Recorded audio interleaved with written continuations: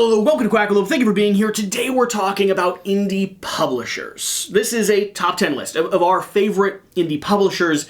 What that means, we've yet to fully analyze or determine. Yeah, initially it was a little hard to nail down, and we had talked about doing a list of 5 each, and that quickly ballooned to 10. Way to just, throw me under the bus here. I already feel bad about the publishers that I have not included on my list. It's tough. It's hard. There's a lot of great people out there, and they're all doing really good work. They're all trying really hard. This is a very scrappy industry. That being said, I'm here joined with a figure that you may not have seen. You certainly haven't seen on the channel before. True. I've been looking forward to hanging out with you for the better part of 2 years. Yes, sir. Ever since I covered Token Terrors, your first game that came to market a while ago. That is delivered. That is available. We're going to be doing some coverage on that. This is John DeCampos.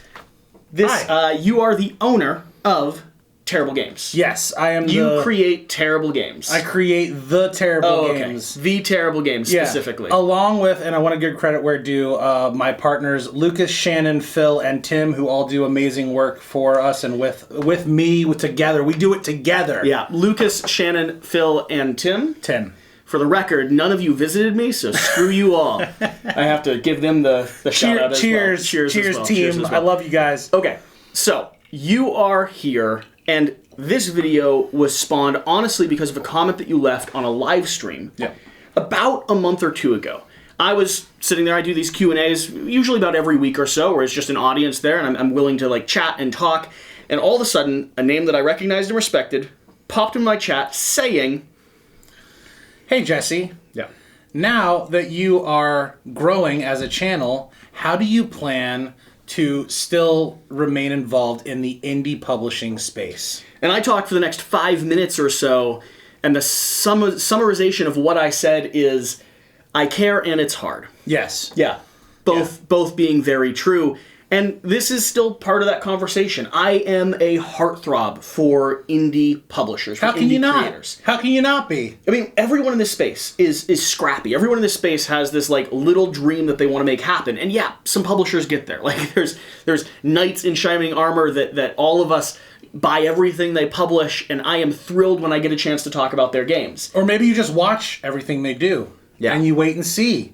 But when it comes down to it, I'm still this scrappy little duck that respects the hell out of people that are working their butts off and putting a ton of things on the line to make the most out of this industry and to make the most out of the dream. So that's what this list is. Let's start with the conversation around what an indie publisher is. Woof. Yeah. Hard. Tough. Okay, well, I'm gonna just speak about myself really quickly because maybe that'll create some rails. Okay? Sure. I'm one dude. I do our rulebook editing. I do all of our artwork. I outsource for contractors when we need them. I schedule meetings with my teammates and get them to produce their side of our products. You drive 8 hours across the country to come visit a weird duck for 12 hours. Have to do that. How can I turn down the invite? Yeah. But I'm outsourcing for marketing, but I'm handling all of our day-to-day stuff. So not every indie creator is going to fall under all of those duties because the more successful you are, the more you can outsource, the more you can delegate. Sure. But I think that within the indie world, probably one of those things that could be a dividing line is hey man, if you cleared 6 figures, if you did $500,000 last year, you're not an indie anymore. But that's not true either. It's not true in the board game space because I know a ton of publishers that not even just this last year, before the pandemic happened, we're still crossing those thresholds, and because of the way that the market and the industry works, we're still tight on numbers. Yep. We're still a scrappy person working out of their garage. We're still trying to make it across that threshold. There's some arguments that Kingdom Death still calls itself a boutique nightmare horror. It's the only game they've ever produced. Maybe they're indie. Maybe they are. We were joking around earlier, but it could be true, and maybe it's a sad kind of joke, but did you meet financial ruin and lose money on your publication last year? You might be an indie pub. You might be an indie pub. I mean, Gloomhaven, biggest game in the entire industry. Yeah. There's an argument to be had that at one point it was the only game they had. Still number 1 on BGG, still cost them, nearly lost money on the original Kickstarter. They might be an indie. So, when I established my framework, here's some of the guide rails I went through. Yeah. Okay. I went with publishers that, as far as I'm aware, they only have one title in existence. That doesn't mean they're creating new things, but that's like my framework. Okay. I have all but one of those titles in hand, and I asked myself the question, if or when these publishers are putting out another game, whether it's an expansion, whether it's a brand new title, whether it's a reprint in the IP, whatever it is, am I there? Am I, as a channel, wanting to talk about it? Am I reaching out to them saying, whatever it takes, I want to do coverage on your product? Am I there as a consumer? Like, where my money is, like, where my, like, mouth where my money is, money where my mouth is. I put both of them inside each other. It's a really awkward conversation. Am I there saying, I'm supporting them with my dollars, I'm supporting them with my platform, I'm supporting them with whatever voice I have? Sure. And the answer on all of these is yes. Well, as much as they want me to, please, all of you love me, is what I'm saying, I think. How did you set up your framework? I operate inside of the sphere of the indie creator probably a little bit more than you do, because I'm in the maker discussions. If you hang out on Facebook on the Board Game Design Lab, which is where I do a lot of my conversating about what happens in my life as an indie publisher and trying to support other people who are in the same station that I am in. If you're a brand new designer, by the way, Board Game Design Lab's a great place to hop into. Wonderful. Facebook sucks. I'm not going to play like it doesn't. It's awful. However, there are good people there, and the Board Game Design Lab is really just a shining bastion of really supportive creators who are there to lift each other up, give advice, and help them realize the things that they're trying to realize. So for me... Do you think I'm allowed to share this video in that group now? Is that how that works? Absolutely. Great, perfect. I mean, if Gabe doesn't give you the green light after the coverage you did on Robomon, I don't know how the hell you get in there. Good. It's so good. Either way, continue. So for me, the qualifier was like, I've just seen them in those circles. I've seen them, and I've seen the kind of work and enthusiasm they bring to their projects. And putting your money where your mouth is a great way to support every creator that you like, that you admire, that you appreciate their work. I don't always have that luxury as a person who is kind of bootstrapping a lot of my own projects, but what I do all the time is remain ever vocal on their social media posts, react, leave comments, try to help them promote their stuff, maybe give them a smaller pledge if I can't afford to pledge all the way. But these are people who I've just seen really just pour so much of themselves into the work that they do. And let me be very direct and very honest about the state of some degree of our industry. There's some publishers out there that you can choose to support or not. When we're talking about first times, when we're talking about indies, when we're talking about people that are still looking to get a wingspan hit, right? Like, we're still looking to get an evergreen. If you want them to exist in this space, you have to be there somehow, some way. So if you've got a favorite, if you've got a game that you love pulling off the shelf, if you've got something that you think lines up with the categories we're talking about, go send them a message. Share a little bit of love, back their next project. If you don't have the cash to do that, share it, comment, whatever it takes. It literally makes a world of difference. If indie publishers, what I tell them, when I talk on the phone, I tell first-time publishers they need 20 to 50 raving fans. Yeah. It's not that much, and yet it is still kind of hard to find. And, like, you found that along the way. Like, you have some people that are just volunteering to demo your game and showing up at conventions and, like... It's new. How different is that, though? It's new, but I cannot really explain to you, like, I've been a working artist for the last almost 20 years. I've done stuff with full stage rock operas. I've done things in metal bands and punk bands and costume buffoonery in the middle of the street and all these different things. And when you receive a message from somebody who resonates with this board game that I have, me personally, my team and we have just melted our essence into this little package. And when somebody comes back to us and they're like, I love the game, my son loves the game, I'm going to take it to my game store and show people, like, it really... It's kind of indescribable. It's when you resonate with somebody, when you connect with somebody you've never met in your life, and they just they understand what you're trying to do and they appreciate your work. It's a really special feeling. And for any indie publishers out there that are watching, I can be hard to get a hold of. But we here at Quackalope want to be the channel that's known for discovering brand new publishers, for highlighting incredible titles. And so... try. Like, reach out, bug us, message me 50 times. It doesn't bug me. It genuinely doesn't. I appreciate the hustle, and if we can find an opportunity for you to come hang out, like we've been talking about this for the better part of before I moved here. I'm not even gonna lie. I was pitching our new game. I ran into Jesse at PAX. I was pitching our new game at PAX Unplugged. We were both getting coffee. I'd seen images of it already. Yeah, and I was just giving him my quick little elevator speech, and at the end he was just like, "Yeah, man, it sounds really cool. Why don't you just come over to the studio and we'll shoot some stuff?" Yeah. And I was like, "Okay, I'm gonna do that." So and you had to message me 4 or 5 times to get a date locked in. But other than that, he just kind of showed up and we do his stuff. Let's all right, real quick. I have to highlight this. Sure. We are doing this. You are here. We were able to do this because you and IndiePub do have a new game coming out. Yeah. And so Black Mold is going to be coming to Kickstarter. Yes. Coming to Kickstarter. October 20th. You have public date? That's public. I didn't. Wait a minute. Exclusive. Possibly. This is going to be your second title. Your first title has arrived. Yep. You have a lot of people that are falling in love with that. It is available. People are picking it up. It's doing great. Yeah. Black Mold is the next thing that's coming out. It's got a death metal vibe to it. Yeah. It's bleak. It's for the people out there that like Night Cage. People out there that like Kingdom Death. The people out there that wish they owned a copy of Cave Evil. This is where you're going next. This is going to be a cooperative-ish game where one of the main mechanics, if you're able to do it, is that you hold your breath as you take your actions, because Black Mold is slowly pilferating and infecting you and everyone around you, which means there's twists and turns, there's caves and crawl spaces you're moving through, there's infection happening in both your deck of cards, which is in control of your actions, and all the people that you think are loyal to you and trying to help you escape along the way.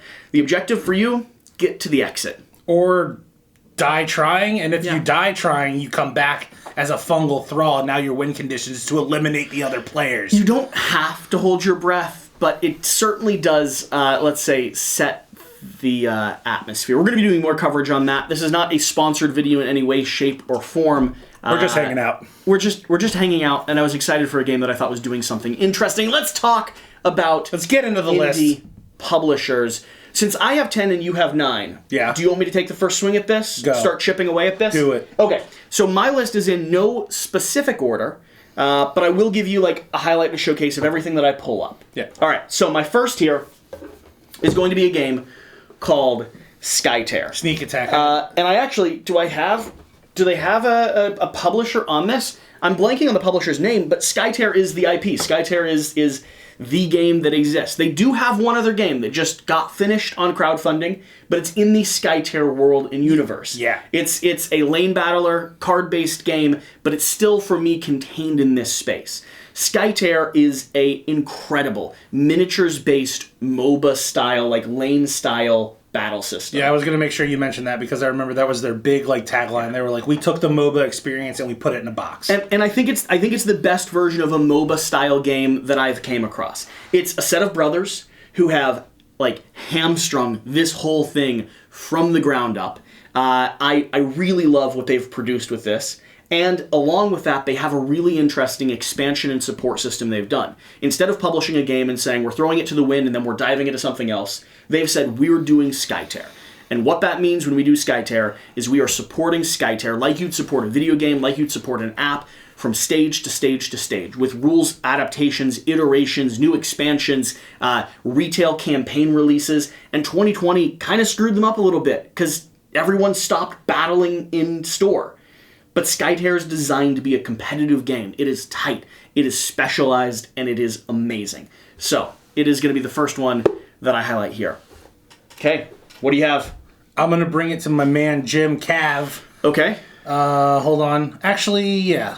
Let's make sure we have the right one. I was going to say, we've got his pulled up on an iPad, and we've got mine stuck over here. All right, you know what? On box covers. You know what? We're going to have to just go with the list as it appears here. Okay, backpedaling. All right, I'm actually going to start off with my good friend Wes Woodbury of Fundamental Games. He's based out of Canada. And what I love about Wes is his tenacity is just off the charts. The dude is just this humming engine of creativity, and he has a ton of support and love for everybody who just is near him online. I've worked with him on a game called Questeros that I had the privilege of doing the artwork on, but I first learned about Wes when he did a game called Legend of Novus. And yeah, the amount of passion and care that that you can see in his games is really just very commendable. Yeah. And working with him on a professional level also was just absolutely wonderful. So when it comes to an indie pub, I mean, the guy's a one-man show. I had to plug my man Wes. Wes is not only an awesome guy, a incredible support point for the community, but also like a giant advocate for the other indie pubs around him. Mm-hmm. So absolutely worth showcasing. He's one of the people that will always give you an ear if you need someone to talk to, if you need ideas to run through, if you need someone to like help you get something from your brain to the table. And I found that mentality really like within the indie pub world that I've experienced. And I just want to grant a caveat quickly, like. I function in this capacity primarily on Facebook. I'm on Instagram a little bit. I know that this community exists very healthfully on Reddit and on BGG forums. I exist on the Facebook side of things, so these are the people I'm going to be talking about because these are the people that I'm exposed to. Sure. But yeah, a lot of the folks in the indie pub space understand that like you don't need to like clutch your ideas close to your chest. Nobody's trying to steal anything from you. Like just put yourself out there, talk about what kind of obstacles you're facing as a designer, and people will supply answers. They're not going to ridicule you. They're not going to be weird. Like they're just going to be helpful because everybody wants to see you round the corner on getting that game out that you want to make. Yeah. If you want to go and find your next one, I will go hunting down here for a box called Obsession.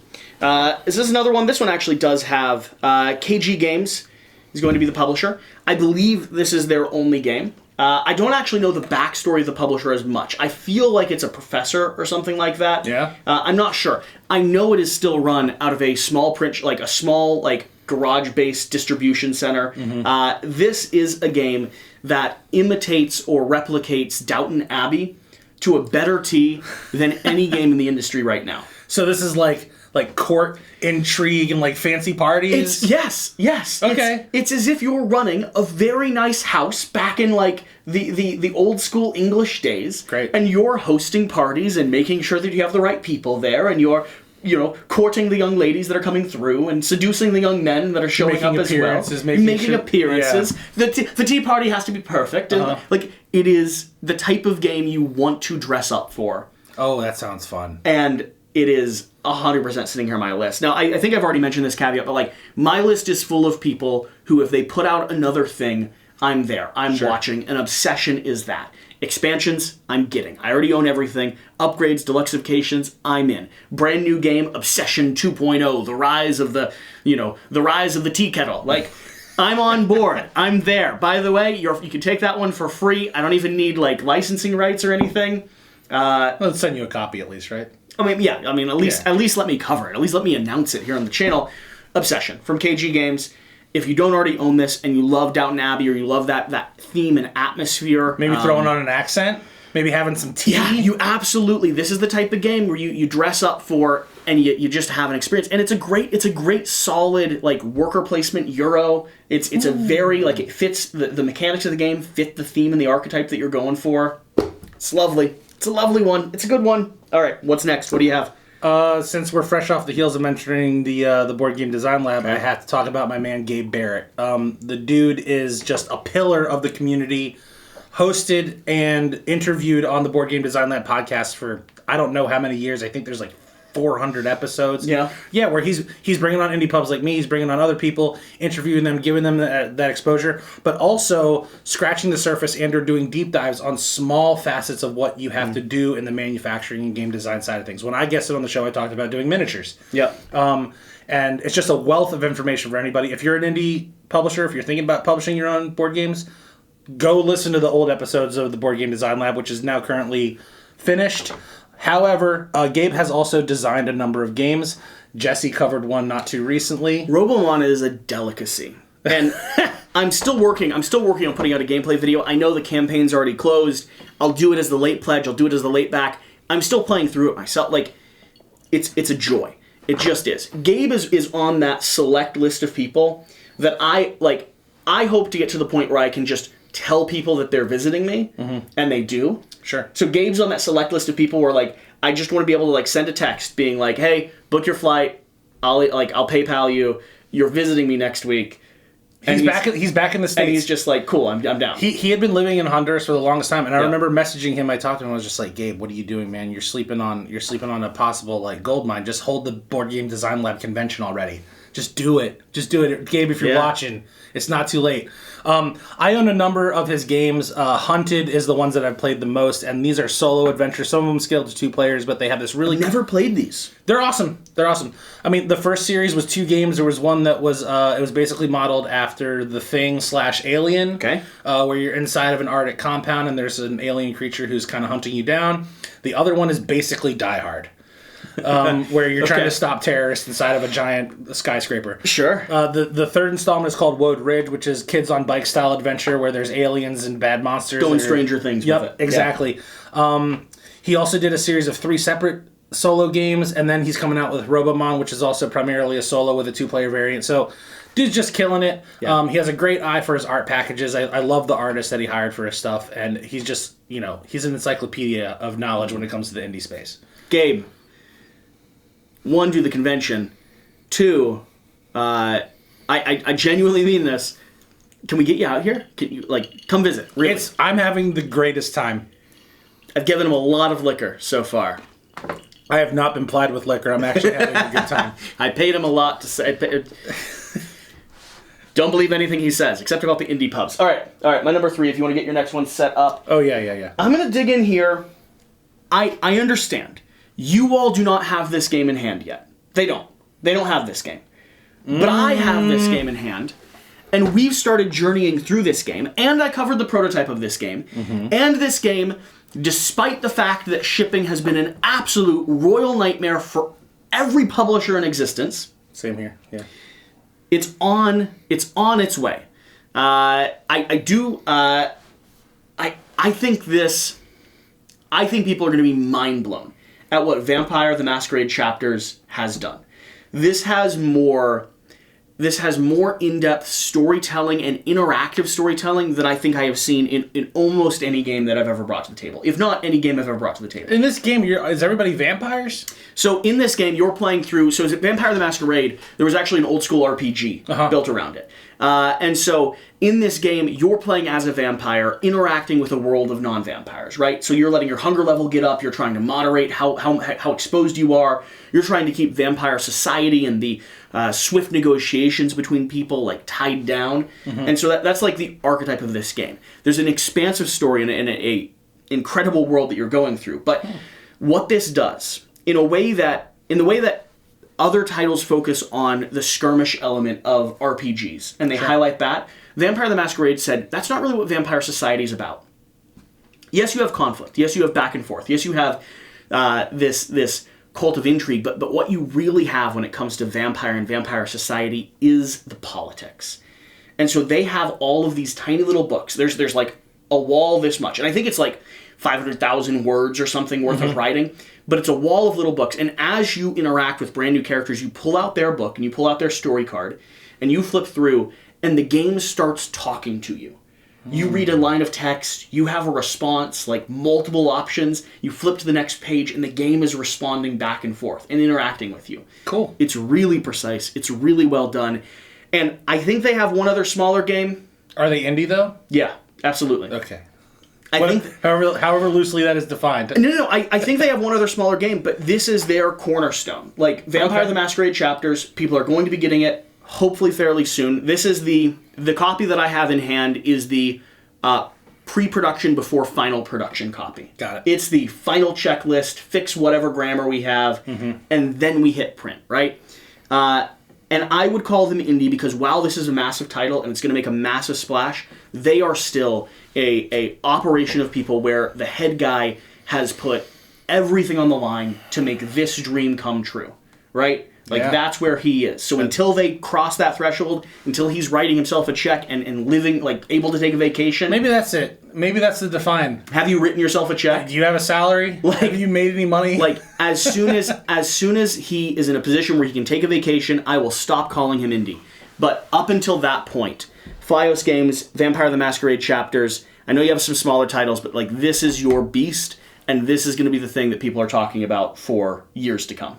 Wow. Yeah, it's great. Ringing endorsement. It's great. All these people. Everyone behind me. Yeah. Okay. All right, What do we have? I'm gonna shoot around with this one. No pun intended. My man Galen McGowan. Okay. So I first started working with Galen during lockdown. I decided I had this weird idea that we would develop solo games for each faction in our opening season of Token Terrors. I worked with Galen. He was the first designer. Basically, my pitch to these designers was, "Hey, are you unpublished?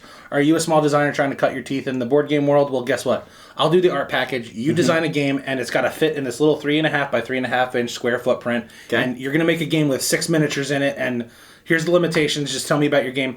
So we spent about 4.5 months. It was me and this little crack team, and Galen was one of the first designers to approach me and say, "Hey, I'm ready to work on a game for the elves."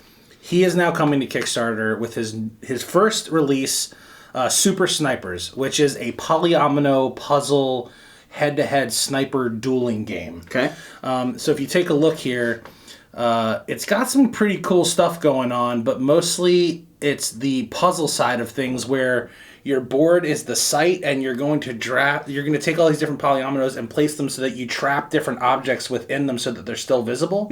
But different polyominoes have different abilities. Like there's this kill shot polyomino that like does certain things, and it's got some asymmetric ability stuff going on. Head-to-head sniping polyomino game. Yeah, I love the sound of that. It's really neat. It's really quick. It has a real-time variant.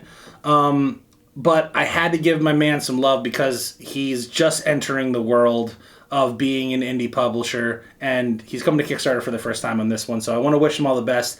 And technically, he has a game under his belt because he designed one for us. That's fair. So there you go. That's fair. I mean, hey, there's nothing more indie than someone with a dream and an art package. Yeah. like I mean, and nowadays when you go to Kickstarter, you actually have to have a prototype, which is kind of crazy to think about. You come with a product. Mental. That's where the bar is. Mental. That's where the bar's at. I think it's good, and I think it's bad for the industry. I think it's both. We can talk about that one on the next video. We can. Okay. So we've been through a few. Who am I grabbing next? Let's go ahead and let's give a shout out to the smallest box I have. Okay.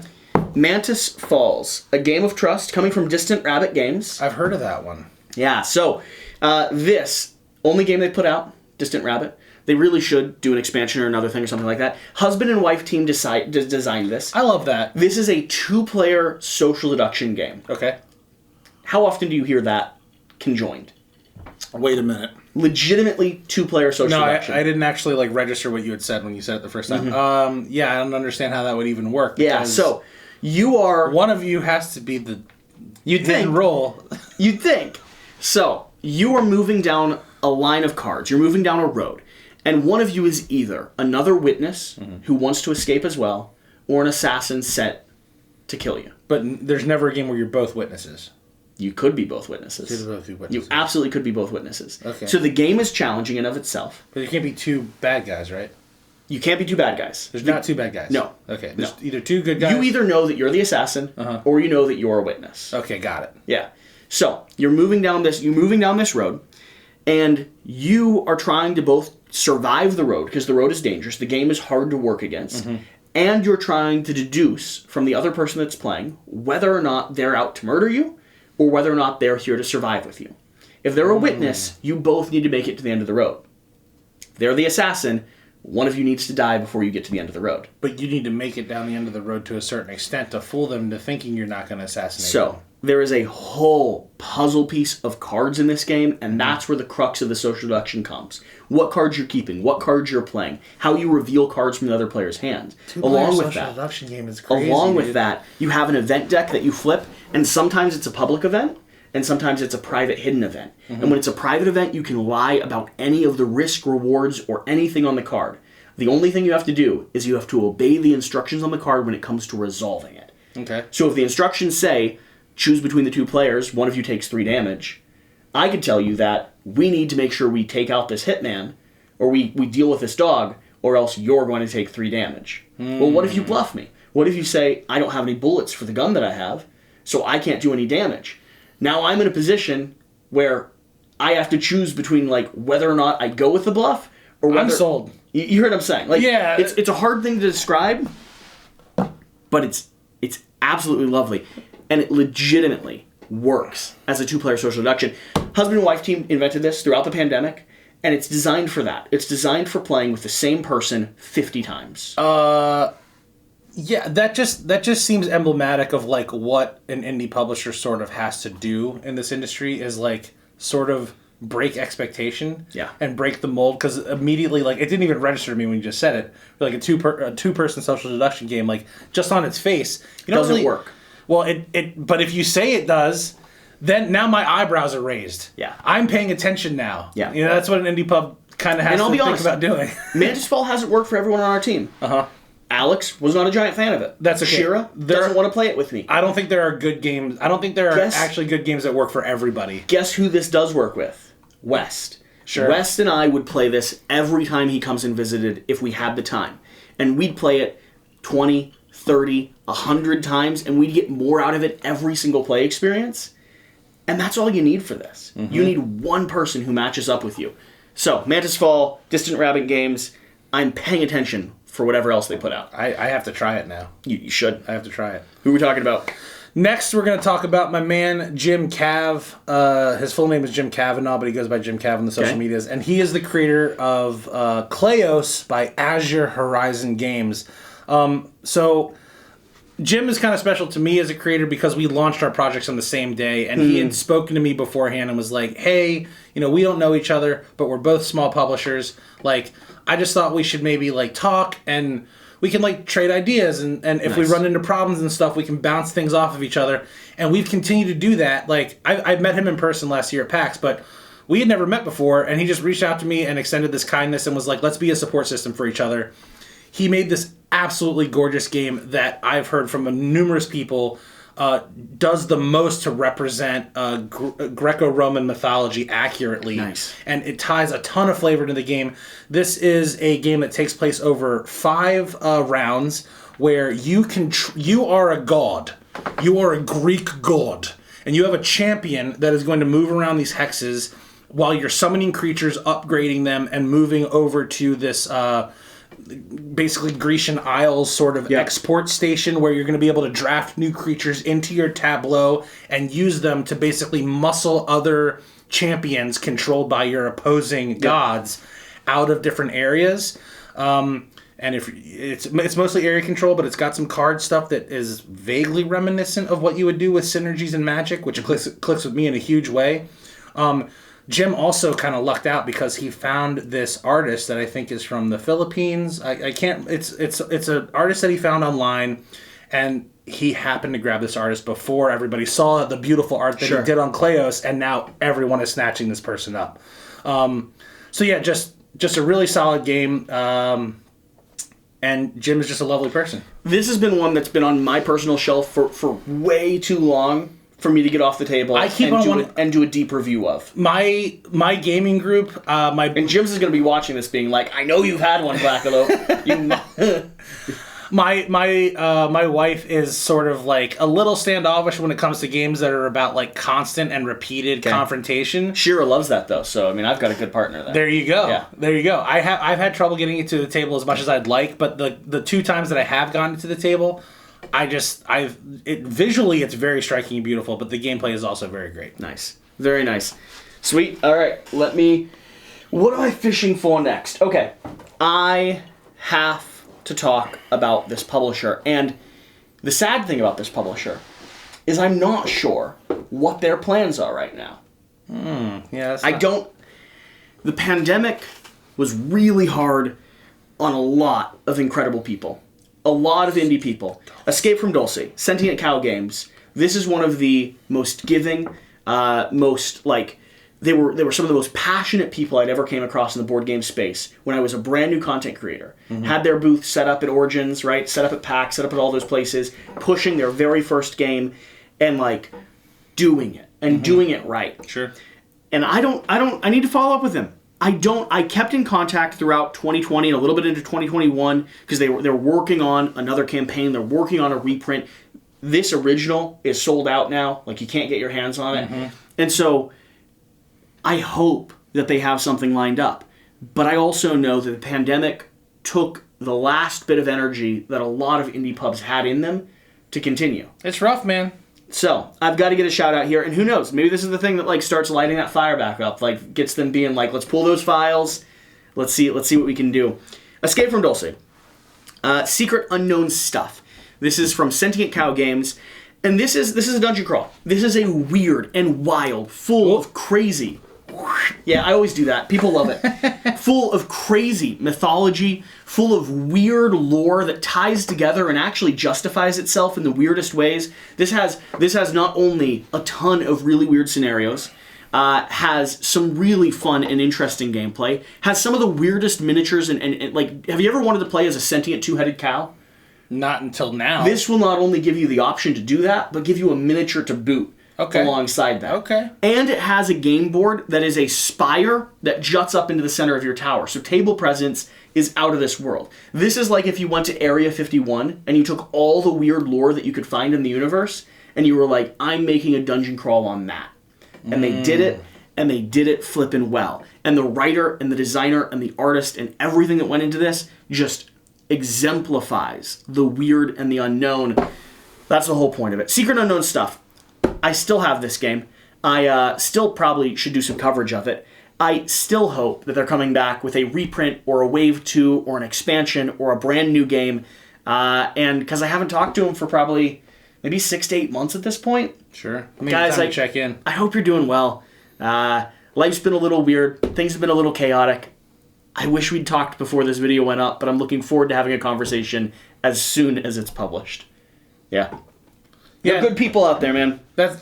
Also thinking about just taking a bunch of weird ideas and throwing them into a blender, like, you gotta support the little indie board game publishers. They're the only ones that do that.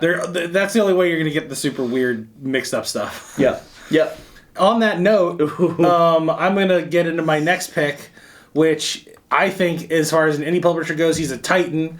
A visionary, Clint Bohatti, the creator of Necromolds. I'm not even going to lie, I am slightly jealous of this man because his concept just blew my hair back. So in Necromolds, this is a skirmish game, okay? It's a skirmish game where you measure stuff and you're chucking dice and you're building armies, but here's the kicker.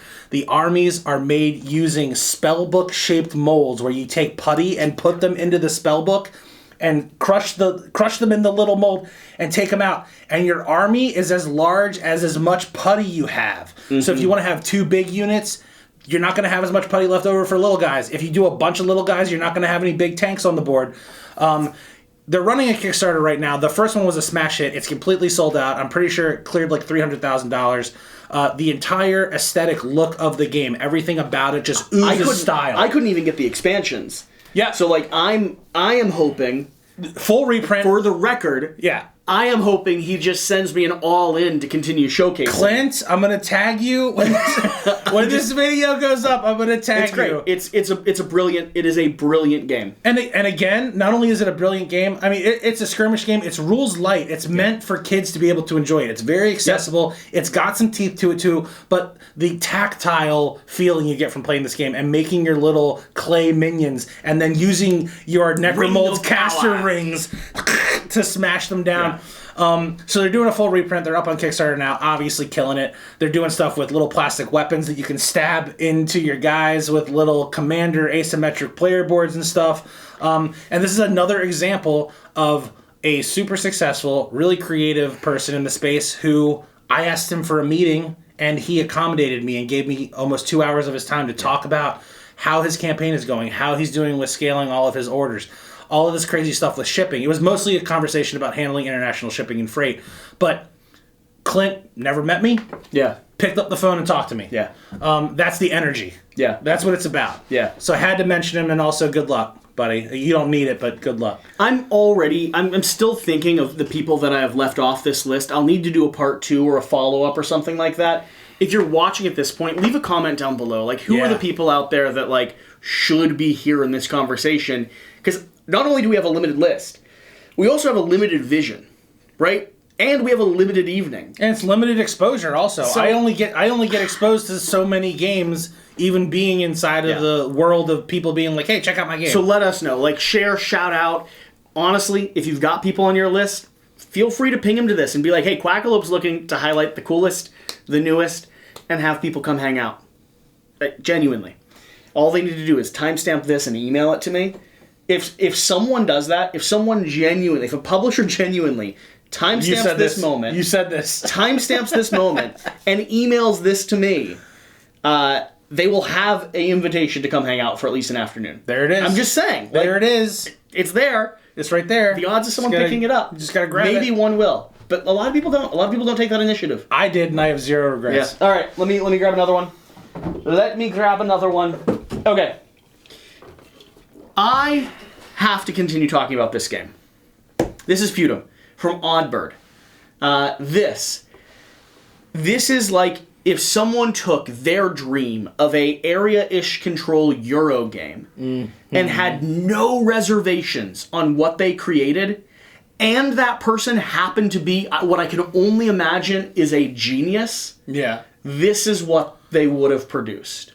Feudum not only has some of the best artwork I've ever seen in a game. It's got an Adventure Time kind of vibe. It's got an Adventure Time vibe. It's got an Over the Garden Wall vibe. Yeah. I love this aesthetic. They've got Ela, You got the green foil too. You gotta appreciate that. They didn't have to do that probably. No. I love the aesthetic of this game, and I wish I tabled this game more than I have or more than I do. The reason I don't is because this is probably one of the crunchiest Euro games I have in my entire collection.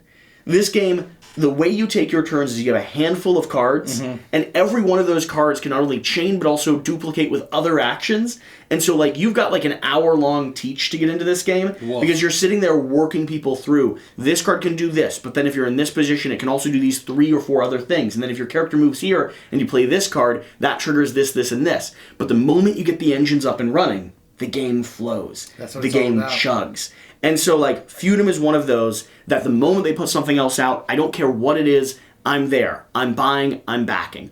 Oddbird is one of those publishers that I keep my eye on perpetually. That if they reached out to me asking for any type of coverage, I would do it. Period. But then on top of that, I wish I played Feudum more. And I'll be honest about that. It's a heavy, brilliant, beautiful game. And if I was not a working professional in this space... 2 to 5. Let's run it at PAX. I'm just saying, if I was not a working professional in this space, I would... We're both going to be at PAX Unplugged. I'd like to play it. I'm not against it. It's an hour teach, though, dude. That's brutal. Yeah, I've never tried to teach it myself. I wonder if I could trim it down. I'm not knocking the game. I'm just sitting down at the table being like, hey, we're going to lock in for an hour just learning this baby. This is a game...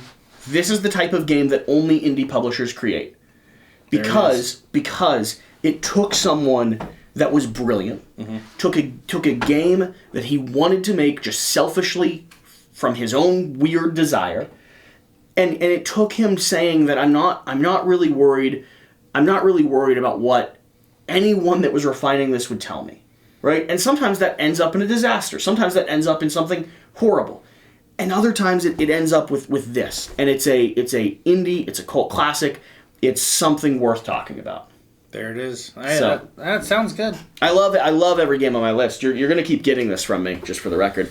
I'm more passionate about indie pubs in this space than I think I am about any one category or board games as a whole. Sure. I like people trying. I like people doing what they can. Maybe that's it. Well, everybody's trying. I think maybe just the optics that come along with a company that is, from the outside. We're still trying to figure out the definition. Well, sort of. I mean, again, so this is a great example, actually. Like I mentioned before. Panic roll. Yep. In the world of the indie space, for me, if we cleared $100,000, I would be over the freaking moon. I'd feel like we had made it.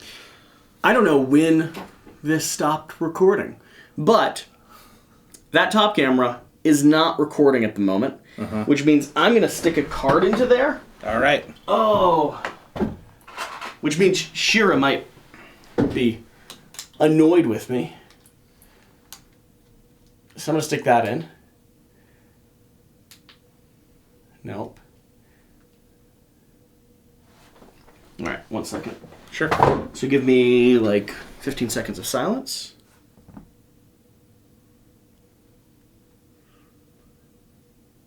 So we've got 2 options.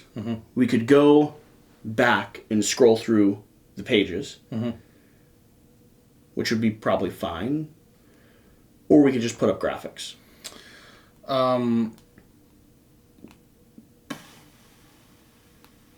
if you can put up the graphics, I feel like then I don't.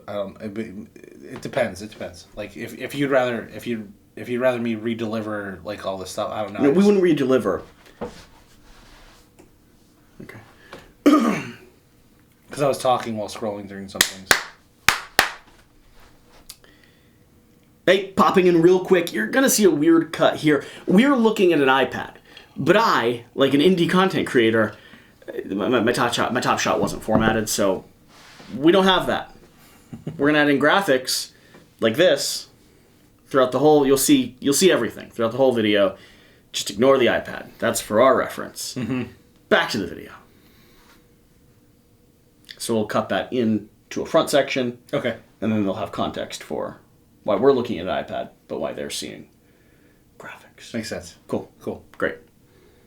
Still getting audio here? Yep, we are. Okay. That would be the other risky thing. If this camera was not getting audio, then we're screwed. Dive back into Townswick Tussle. All right. So, so this is another one where, when it comes to being indie pub, I mean, Panic Roll did an amazing job. I mean, they crushed their first campaign. I mean, really, I was watching from the sidelines. I was also a backer. I own a copy of Townswick Tussle. Yep. I played it a bunch. I've had a ton of fun. And yeah, looking in from the outside, I was like, this is the model.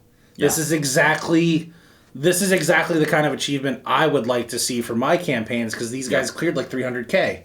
But the harsh reality is that doesn't actually mean that like you're on easy street. The streets are not paved in gold just because you cleared 6 figures or you did an astronomical amount on Kickstarter. It's still a business that takes a lot of grit and perseverance. I mean, they funded before the pandemic crushed everyone. Yeah. Panic Roll's a great example. I mean, 3 professionals coming from outside of this space, designing a incredible game because they were passionate about it, and putting out a insane product, which I dare say has not justified their time at all.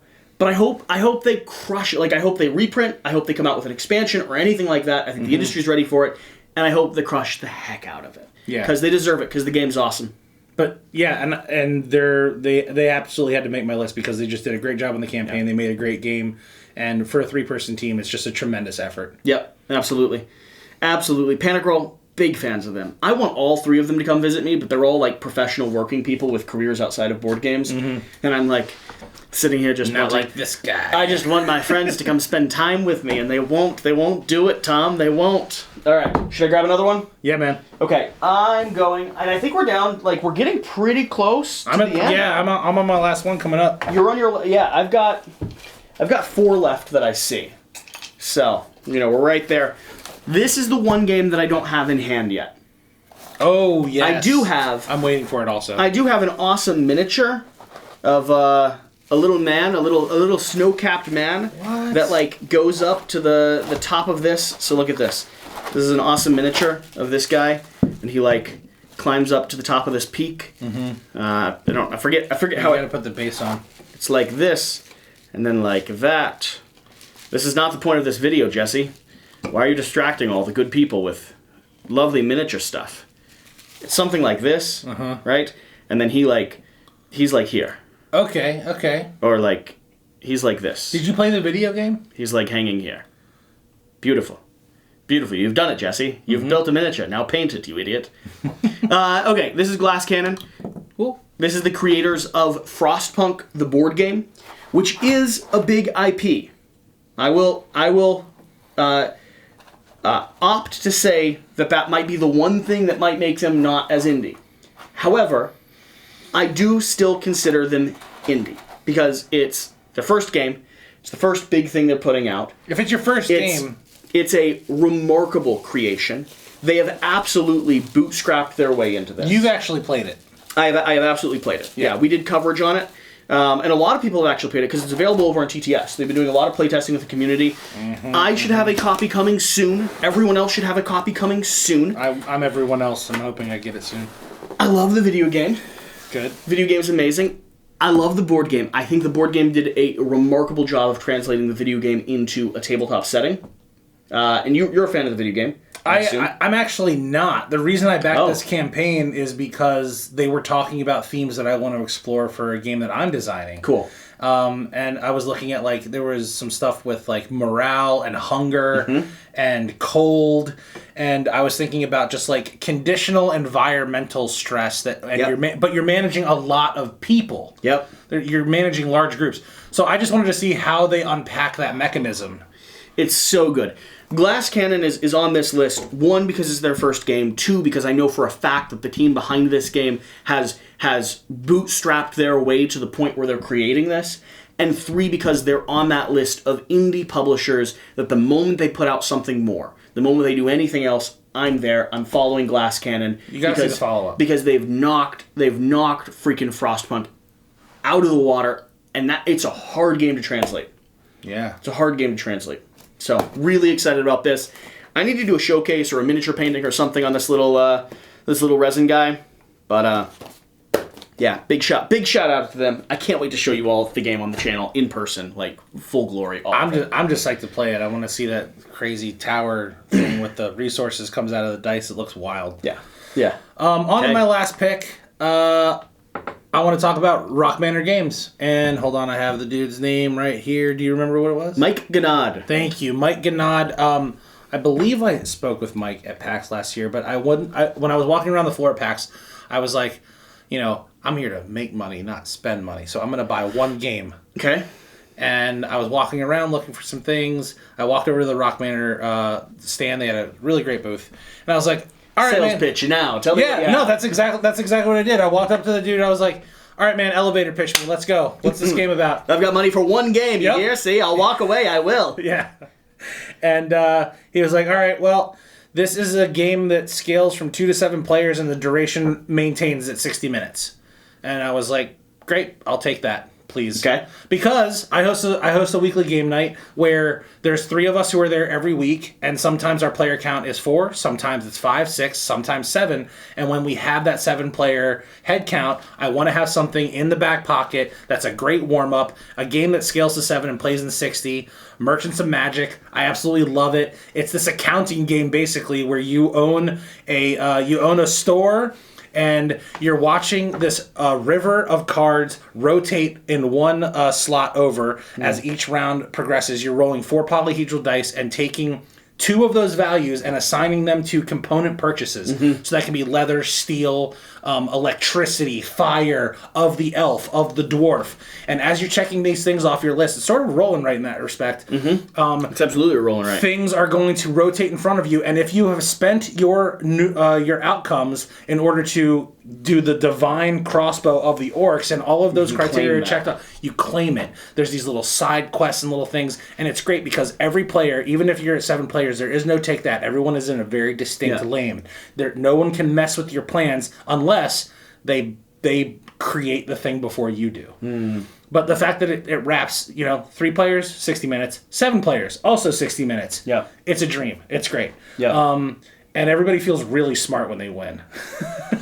That's fair. That's fair. Mannor, Mike Ganad, does some incredible stuff. Absolutely still an indie out there in this space. Yeah. But he's put out, he is super scrappy because he's put out a decent amount of Seas of Havoc is on the way right now.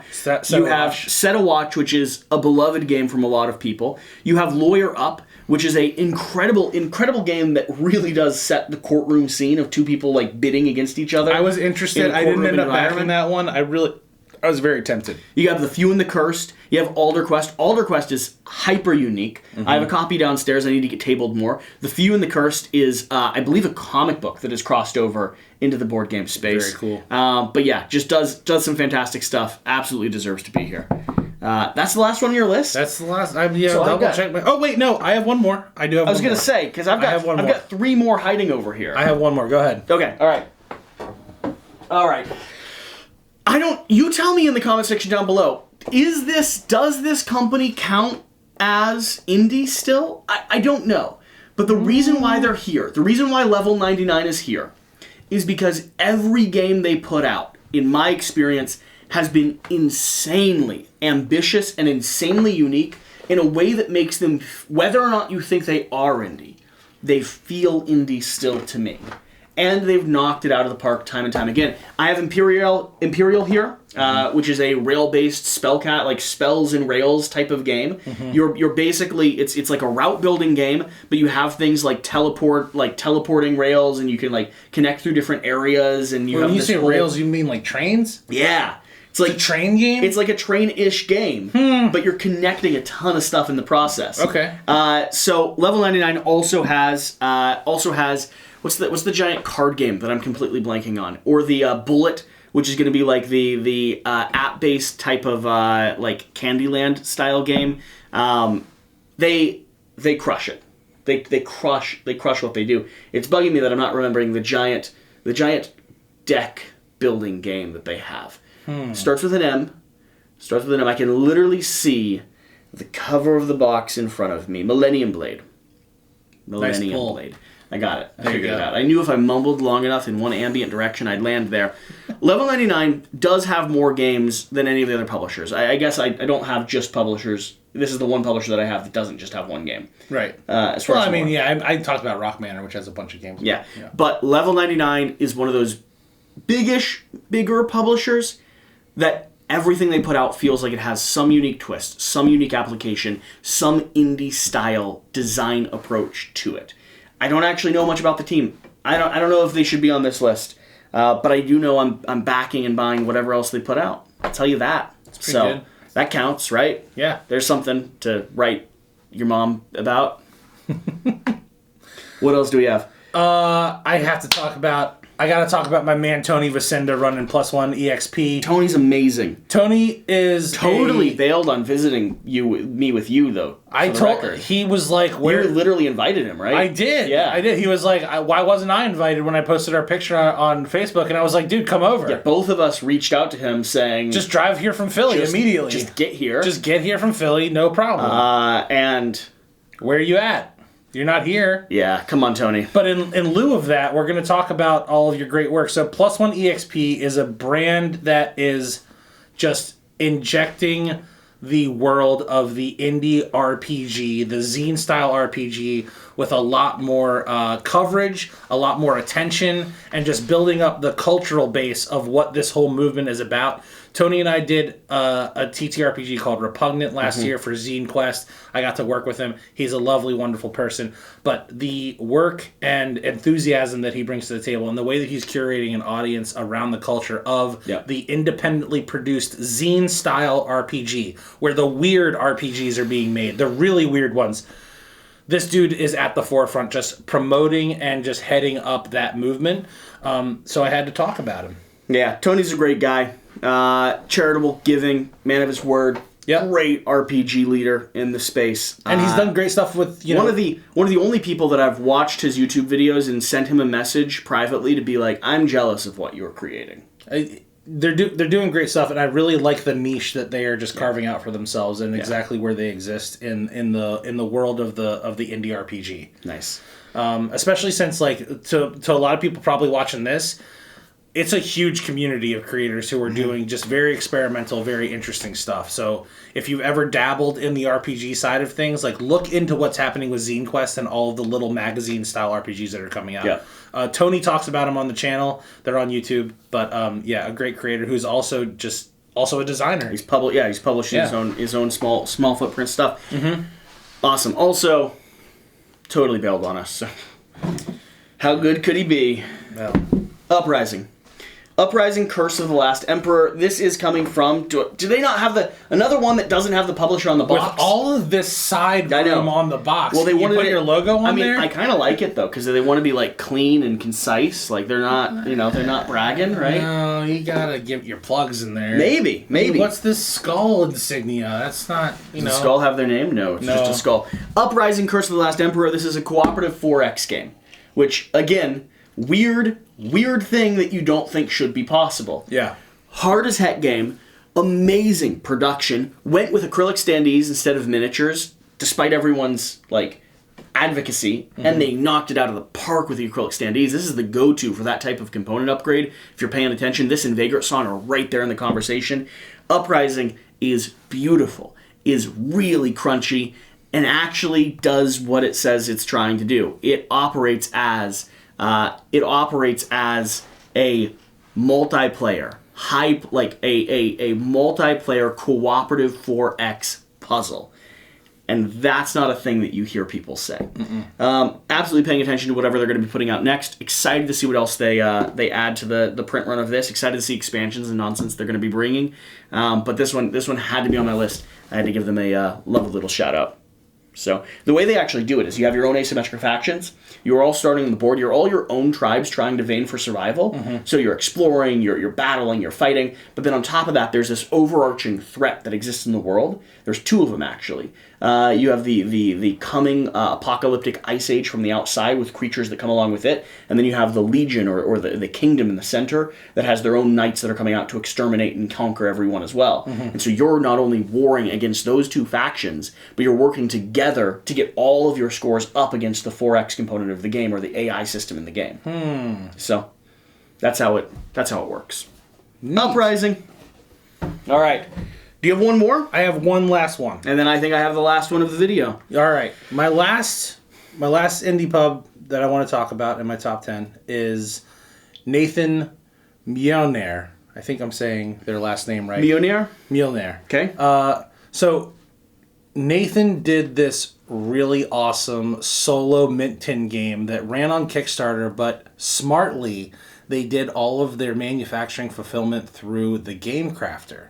Okay. So basically, they're passing the savings on to you because they produce everything in the United States because it's a very small footprint, small cost game. And they're just edging out a little bit of profit to cover their time through scaling the number of units that went out. I own a copy. Doom Machine's great. They've made a number of other games.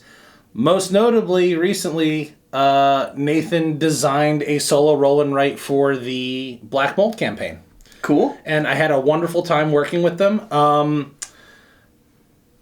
If you can get a copy of Doom Machine, which I don't think you can Nathan, anymore. Listen, buddy. Copy of Doom Machine, my man. Hook me up. Yeah.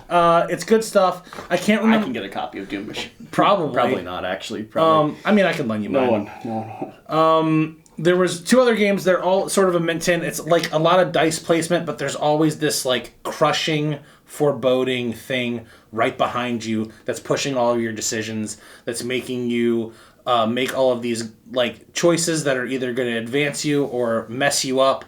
The artwork is really good. The color palette, I love the style of it. Yeah, the whole thing is really well put together. So, as far as like an indie publisher goes, we're talking about a singular person making a solo game that fits in a mint tin, and they're barely edging out any money, but they're doing it for the love, and so much so that Nathan actually worked on Black Mold for the solo game, the solo roll and write, which is called Black Mold Solitude.